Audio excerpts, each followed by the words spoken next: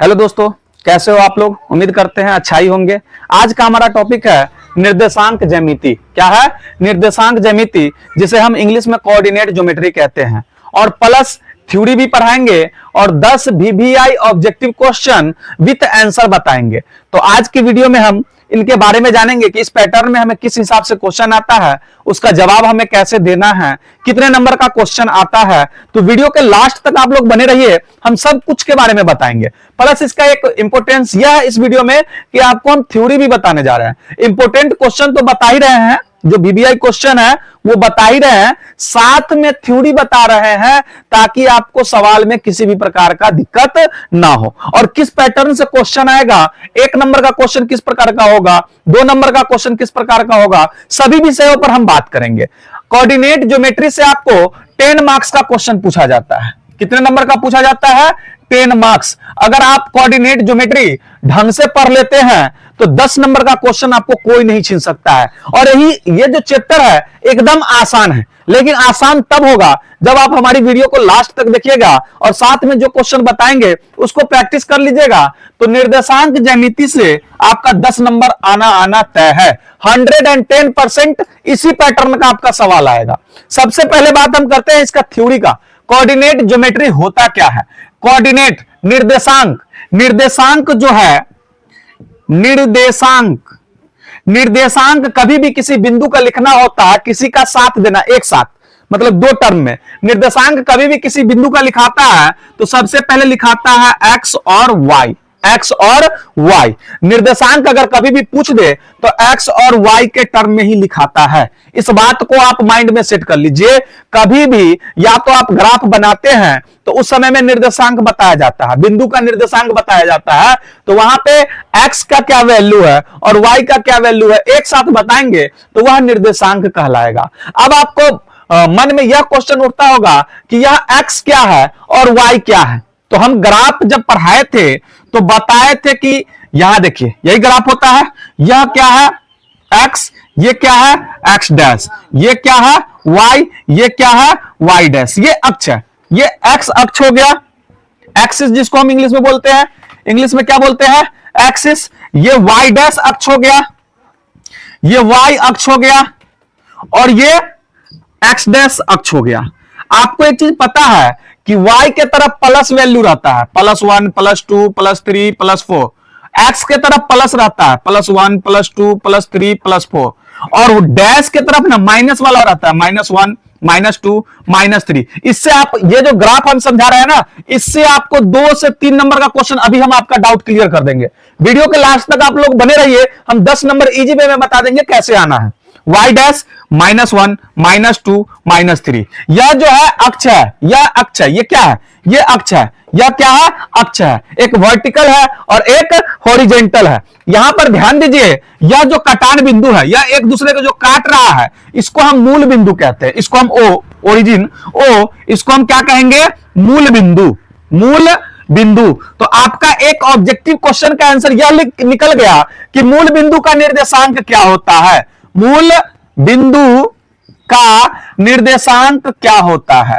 तो आपको हम बताए हैं कि मूल बिंदु वह बिंदु होता है जहां से x भी स्टार्ट करता है, y भी स्टार्टिंग चलना करता है, x डैश भी चलना स्टार्टिंग करता है, y डैश भी चलना स्टार्ट करता है। यानी कि वह पॉइंट स्टार्टिंग पॉइंट है। जब वह स्टार्टिंग पॉइंट है, इट मींस वह जो x भी 0 होगा और y भी 0 होगा, x भी 0 होगा और y भी 0 होगा। बिहार बोर्ड वाले आपको 1 नंबर का क्वेश्चन तो ये आना तय है, ये आता है, पूछता है कि भैया मूल बिंदु का निर्देशांक क्या है, तो आपका जवाब होगा 0, 0। मूल बिंदु का निर्देशांक क्या है? तो 0, 0। इसको देखो, इस टर्म को हम प्रथम पाद कहते हैं। क्या कहते हैं? प्रथम पाद। इसको क्या कहते हैं? द्वितीय पाद। इसको क्या कहते हैं? तृतीय पाद। क्या कहते हैं? तृतीय पाद। इसको क्या कहते हैं? चतुर्थ पाद। ये ध्यान रखिएगा। या first coordinate, first, second, third, fourth. ठीक है। अब यहां पर ध्यान देख लीजिए कि प्रथम पाद का चिन्ह क्या होता है, द्वितीय पाद का चिन्ह क्या होता है, तृतीय पाद का चिन्ह क्या होता है, चतुर्थ पाद का चिन्ह क्या होता है। आपको क्वेश्चन इस तरीके से देगा, आपको कोई निर्देशांक दे देगा, सपोज कीजिए यहां पर 4 और 6 दे दिया, कहेगा यह किस पाद में है या किस चतुर्थांश में है। इस टाइप का क्वेश्चन आता है 1 नंबर का। कितने नंबर का? 1 नंबर का। तो हमने आपको 1 नंबर का यहां से क्लियर करवाया।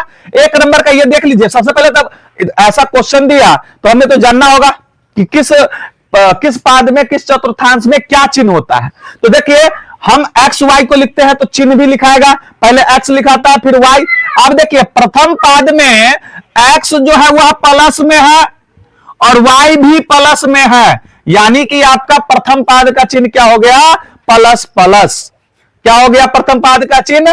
Plus plus. अब द्वितीय पाद में आ जाइए, पहले एक्स लिखना है। एक्स यहां पर देखिए बाबू रे माइनस है, क्या है? माइनस। और वाई क्या है? प्लस, यानी कि आपको द्वितीय पाद का चिन्ह क्या हो गया?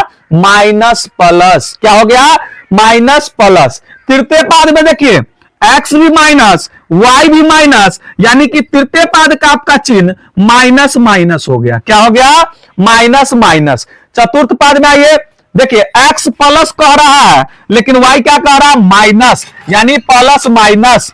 क्या हो गया? Plus minus. आपको तो पता चल गया कि प्रथम पाद का चिन्ह प्लस प्लस, द्वितीय पाद का चिन्ह माइनस प्लस, तृतीय पाद का चिन्ह माइनस माइनस, चतुर्थ पाद का चिन्ह प्लस माइनस। अब हम आ जाते हैं सवाल पे। जैसे हम कह दिए कि 4 और 6 किस चतुर्थांश में है या किस पाद में है, यह 1 नंबर का क्वेश्चन आएगा।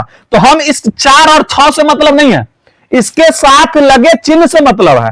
और जब कोई चिन्ह नहीं दिया रहता है तो आपको पता है कि प्लस का चिन्ह रहता है। तो 4 में कोई चिन्ह नहीं है तो क्या होगा? प्लस। 6 में कोई चिन्ह नहीं दिया हुआ तो क्या होगा? प्लस। तो बाबू रे प्लस प्लस किस पाद में है? प्रथम पाद। या किस चतुर्थांश में है? तो प्रथम चतुर्थांश। आपका जवाब हो जाएगा प्रथम चतुर्थांश या प्रथम पाद। 1 नंबर का क्वेश्चन हम क्लियर कर दिए। इसी में आपको फिर ऐसे भी, ये जरूरी तो नहीं कि 4 6, कुछ भी अंक रहेगा, चिन्ह भी बदल सकता है। जैसे आपको कहेगा -4 -6 किस पाद में है, तो आप देखिए एक्स का चिन्ह क्या है? माइनस, वाई का चिन्ह क्या है? माइनस, यानी दोनों term minus minus. Minus minus किस पाद में है? तृतीय पाद में। किसका? तृतीय पाद। यानी आपका जवाब क्या हो गया? तृतीय पाद। अब देख लीजिए, इसी में कह देगा कि भैया 4 -6, यानी 4 में प्लस लगा दिया और 6 में, वाई वाले में माइनस लगा दिया। तो प्लस माइनस किसका है? तो चतुर्थ पाद। यानी कि आप इस तरीके से घबराइएगा नहीं, जब पाद की बात करें या चतुर्थांश की बात करें तो आप ना चिन्ह को देखिएगा। किसको देखिएगा? चिन्ह। और चिन्ह से डिसाइड कर लीजिएगा कि वह किस पाद में है। तो 2 नंबर का हम ऑब्जेक्टिव क्वेश्चन क्लियर कर दिए। 1 नंबर का क्वेश्चन और आता है कि मूल बिंदु से दूरी निकाले। पहला पॉइंट, दूसरा पॉइंट, तीसरा पॉइंट, मूल बिंदु से दूरी निकाले। मूल बिंदु से दूरी निकाले, दूरी निकाले। तो बाबू रे एक चीज को ध्यान रखिए, मूल बिंदु से जब दूरी निकालने की बात होगी तो करना कुछ नहीं है, root under x square plus y square. जो आपका कोऑर्डिनेट रहेगा, जो आपका कोऑर्डिनेट रहेगा उसी को स्क्वायर कर दो। रूट अंडर एक्स के स्क्वायर प्लस वाई का स्क्वायर, इसको जब सॉल्व कर लीजिएगा तो मूल बिंदु से दूरी निकल जाएगा। आपको क्वेश्चन भी हम बताएंगे, लेकिन जब भी दूरी निकालना हो, जब भी दूरी अगर मूल बिंदु की बात करें तो वहां पर हम x1 घटे x2 का होल स्क्वायर प्लस y1 घटे y2 का होल स्क्वायर नहीं करेंगे। वहां पे हम करेंगे root under x square plus y square. जब दो बिंदु दिया रहे, जब दो बिंदु दिया रहे और उसकी दूरी कहे निकालने के लिए, सपोज करो एक बिंदु हम ए मान लिए और दूसरी बिंदु बी मान लिए, तो ए बी की दूरी, ए बी की दूरी बराबर क्या होगा? तो इसका फॉर्मूला होता है रूट अंडर x1 घटे x2 का होल स्क्वायर प्लस y1 घटे y2 का होल स्क्वायर। ये तो दो बिंदु की दूरी हो गई। ठीक है, ये समझ में आया? जब दो बिंदु दिया रहेगा, हम सवाल पर भी बताएंगे, आप सिर्फ अभी फॉर्मूला समझ लीजिए। जब मूल बिंदु से दूरी निकालना हो तो root under x square plus y square. जब ए बी दो बिंदु दिया रहे, जैसे यह रेखा है, ठीक है, यह ए मान लीजिए, यह बी मान लीजिए, कह देगा कि इसकी दूरी निकालिए और इसका कोऑर्डिनेट दे देगा। इसको हम x1 y1 मान लेंगे और इसको हम x2 y2 मान लेंगे। क्या मान लेंगे? x2 y2। तो इस पैटर्न से हम सॉल्व कर सकते हैं ना मान निकालकर। इसको आप नोट डाउन कर लीजिए। हम एक चीज बताते हैं, एक क्वेश्चन और 3 नंबर का भी बताया है। चौथा नंबर का जो क्वेश्चन आता है ना, चौथा चीज, एक जान लीजिए भुज और एक जान लीजिए कोटि। क्या? भुज और कोटि।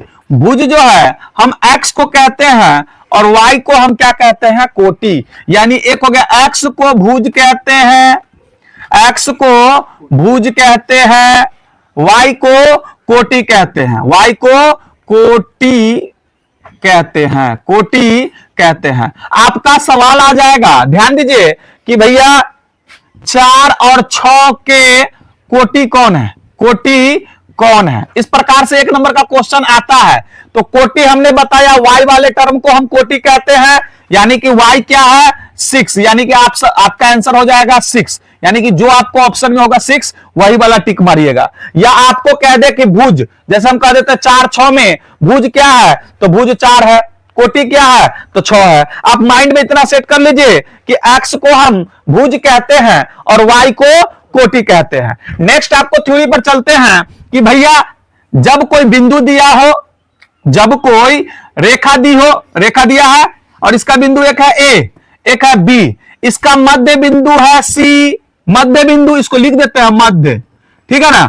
जब मध्य बिंदु दिया हुआ है A का मान, A का दिया हुआ x1 y1 और B का दिया हुआ x2 y2, दोनों का निर्देशांक दिया है और C मध्य बिंदु है, तो इसका निर्देशांक कैसे निकालेंगे? तो मध्य बिंदु का निर्देशांक फॉर्मूला होता है 5वां, मध्य बिंदु का निर्देशांक, मध्य बिंदु का निर्देशांक बराबर क्या होगा? देख लीजिए, यह भी जानना जरूरी है, आपको दे देगा मध्य बिंदु का निर्देशांक निकाले। सपोज कीजिए मध्य बिंदु को हम xy मान लेते हैं, तो इसका टर्म क्या होता है?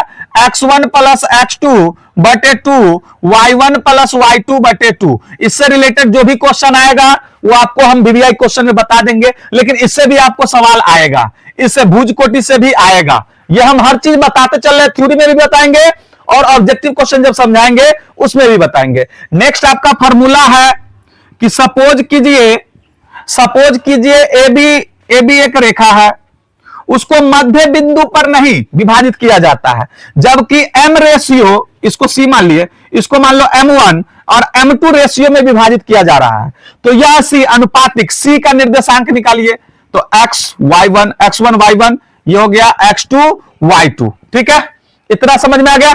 तो इसका C का निर्देशांक बराबर है m और 2 रेशियो में, m1 और 2 रेशियो में अनुपात में विभाजित कर रहे हैं, तो C का निर्देशांक बराबर, C का निर्देशांक बराबर क्या होता है? आपको यहां पर फॉर्मूला होता है, देख लीजिए, m1 x2 plus m2 x1 बटे m1 प्लस m2, और दूसरा इसका फॉर्मूला दूसरा टर्म में होता है m1 y2 plus m2 y1 बटे m1 प्लस m2। यही आपको, इससे रिलेटेड भी आपको सवाल आ जाएगा, ये आपको हम ऑब्जेक्टिव क्वेश्चन में समझाएंगे। 1 से 2 नंबर का इसमें 2 नंबरी में भी आ सकता है, ऑब्जेक्टिव क्वेश्चन में भी आ जाता है। नेक्स्ट होता है त्रिभुज के केंद्रक के निर्देशांक, त्रिभुज के केंद्रक के निर्देशांक 7वां, त्रिभुज के केंद्रक का निर्देशांक, केंद्रक का निर्देशांक, इसका फॉर्मूला क्या होता है यह भी आप जान लीजिए। त्रिभुज का केंद्रक का निर्देशांक जब निकालना होगा तो त्रिभुज में 3 को भुजा, त्रिभुज में 3 को भुजा, तो इसका फॉर्मूला होता है x1 plus x2 plus x3 बटे 3 y1 plus y2 plus y3 बटे 3। ये फॉर्मूला, इससे रिलेटेड भी आपको क्वेश्चन आएगा। हम हर मुद्दा पर बात करेंगे, हर चीज पर बात करेंगे, आप लोग इसको समझिए। उसके बाद एक फॉर्मूला और आ जाता है, वह क्या होता है? त्रिभुज के अंतः केंद्रक का निर्देशांक, त्रिभुज के अंतः केंद्रक का निर्देशांक 8वां,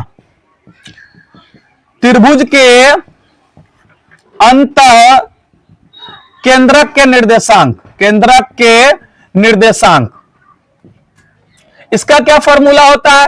देखिए, केंद्रक अलग हो गया और अंतः केंद्रक अलग हो गया, तो इसका फॉर्मूला होता है ax1 plus bx2 plus cx3 बटे a plus b plus c, और ay1 plus by2 plus cy3 बटे a plus b plus c। यही आपका फॉर्मूला है। इस पर आपको 2 नंबर 1 नंबर से भी क्वेश्चन आ सकता है, आप लोग घबराइएगा नहीं। हम वीवीआई ऑब्जेक्टिव क्वेश्चन में इससे पैटर्न का जो भी क्वेश्चन आएगा 1 नंबर 2 नंबर सब बता देंगे। इसलिए अभी सिर्फ फॉर्मूला पढ़ लीजिए कि अंतःकेंद्रक की बात की जाएगा तो उसका क्या होगा फॉर्मूला। एक फॉर्मूला और होता है कि त्रिभुज का क्षेत्रफल, त्रिभुज का क्षेत्रफल बराबर क्या होता है? त्रिभुज का क्षेत्रफल बराबर होता है 1/2 इंटू x1 y2 घटे y3 प्लस x2 y3 घटे y1 प्लस x3 y1 घटे y2। इस प्रकार से आपको यह त्रिभुज का क्षेत्रफल निकाल लीजिएगा। अगर सपोज कीजिए कि इस पैटर्न में अगर नहीं निकालना हो, इस पैटर्न में नहीं निकालना हो, तो यहां ध्यान दीजिएगा, अगला एक टर्म होता है त्रिभुज का क्षेत्रफल। इस पैटर्न पर भी निकाल सकते हैं, दूरी निकालकर त्रिभुज का क्षेत्रफल बराबर क्या फॉर्मूला होता है? 1/2 इंटू आधार गुने शीर्ष लंब। अगर दूरी निकाल ले तो आधार निकाल लेंगे, दूरी से आधार, और शीर्ष लंब इस फॉर्मूला पर भी हम बना सकते हैं, शीर्ष लंब ये तो आता ही है शीर्ष लंब। इससे भी क्वेश्चन आएगा 1 से 2 नंबर का। उसके बाद 2 नंबर 3 नंबर 2 नंबर 5 नंबर में एक ऐसा क्वेश्चन भी आता है कि संरेख प्रूफ करे, वर्ग है कि नहीं, आयत है कि नहीं, समचतुर्भुज है कि नहीं, सब जो थ्योरी है वो हम बता रहे हैं। जैसे 2 नंबर का क्वेश्चन में आपको 3 कोऑर्डिनेट दे दे, 3 निर्देशांक दे दे, बता और कहे कि क्या यह त्रिभुज समबाहु है कि नहीं, समद्विबाहु है कि नहीं, और समकोण त्रिभुज है कि नहीं, तो समकोण किस टर्म में समकोण त्रिभुज बनेगा, समद्विबाहु किस टर्म में बनेगा, इन सब बारे में चर्चा करते हैं। सबसे पहले हम बात करते हैं समद्विबाहु त्रिभुज। एक त्रिभुज हम बना लेते हैं। देखिए त्रिभुज बनाए, इसका नाम डाल देते हैं ए, इसका नाम डाल देते हैं बी, इसका नाम डाल देते हैं सी। समद्विबाहु कब होगी यह त्रिभुज? बाबू रे, समद्विबाहु कब होगी? तो जब इसका 2 भुजा बराबर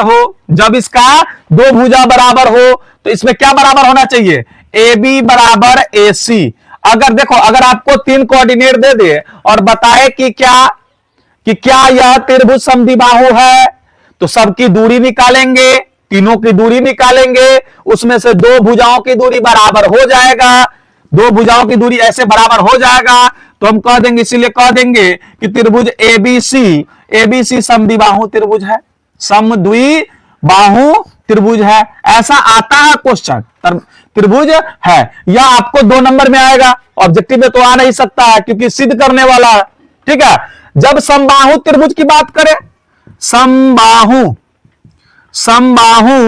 त्रिभुज की बात करें, ध्यान दीजिए, समबाहु त्रिभुज, फिर ऐसा ही क्वेश्चन बना लेते हैं। देखिए ए बी सी, समबाहु सारी भुजा बराबर हो, यानी कि ये भुजा बराबर हो, तो समबाहु का टर्म क्या होगा कि ए बी बराबर बी सी बराबर ए सी।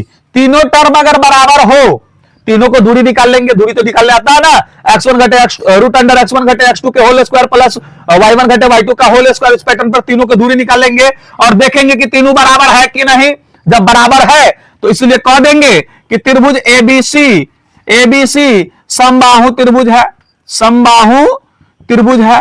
ठीक है, नेक्स्ट क्या होता है आपको कि इसमें आप समकोण त्रिभुज की बात करें। तीसरा, समकोण त्रिभुज किस कंडीशन में समकोण होगा? समकोण त्रिभुज किस कंडीशन में समकोण होगा? ध्यान दीजिएगा, ऐसे है ए बी सी, इसमें समकोण कब होगा? जब ये कर्ण का स्क्वायर यानी AC का स्क्वायर बराबर होगा AB का स्क्वायर प्लस BC का स्क्वायर। दूरी निकाल कर स्क्वायर कर देख लीजिए कि इस टर्म में बैठा कर देखिएगा कि यह अगर ऐसे टर्म को फॉलो करेगा तो हम कह देंगे कि त्रिभुज ABC समकोण त्रिभुज है, ABC समकोण त्रिभुज है।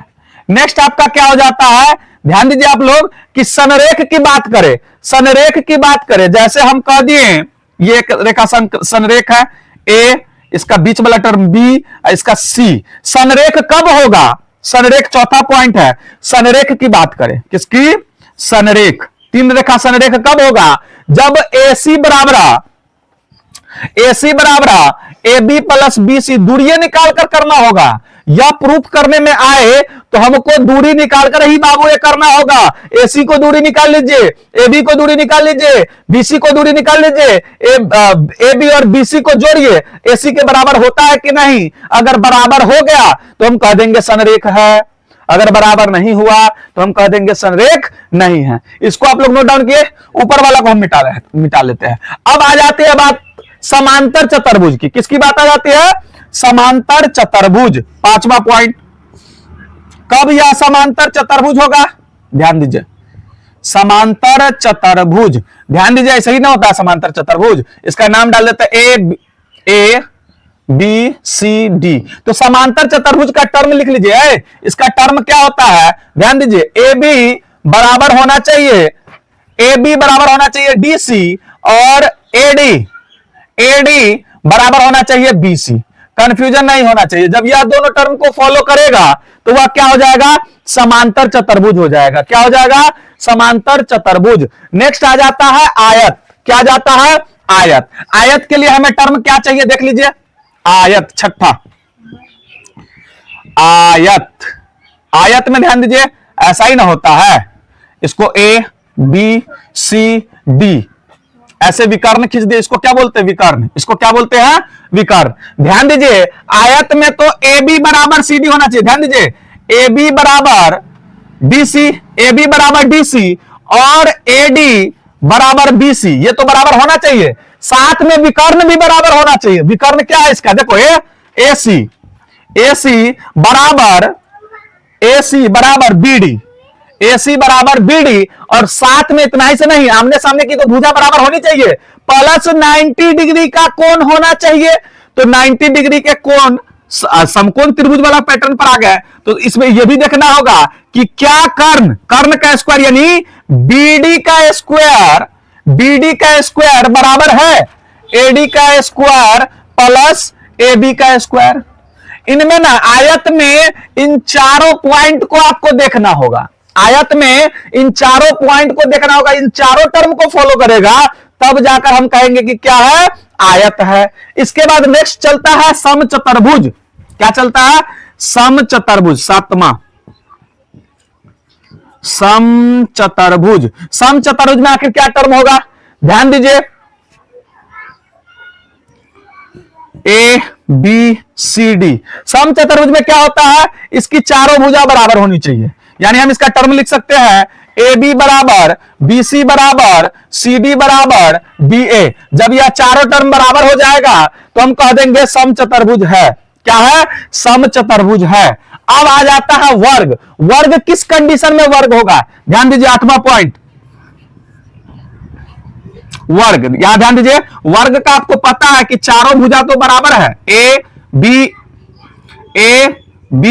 सी डी, चारों भुजा बराबर है, और प्लस यह 90 डिग्री का कोण बराबर करता है। क्या करता है? 90 डिग्री का कोण बनाता है। तो ध्यान दीजिए, इसको चारों भुजा को बराबर करेंगे, ए बी बराबर बी सी बराबर सी डी बराबर डी ए। ये तो चारों भुजा बराबर हो। दूसरा बात, इसका विकर्ण भी बराबर होना चाहिए, ए सी बराबर बी डी, ये भी बराबर होना चाहिए।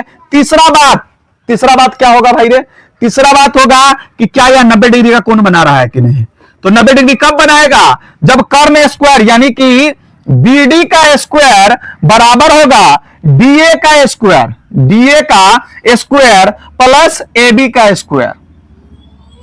या अगर इन तीनों टर्म को फॉलो करता है, इन तीनों टर्म को हम निकाल कर देखेंगे, तीन टर्म को फॉलो करता है कि नहीं। जब तीनों टर्म को फॉलो करेगा तो हम कह देंगे क्या है? वर्ग है। इस प्रकार से कोऑर्डिनेट ज्योमेट्री का जो भी थ्योरी था हमने बता दिया।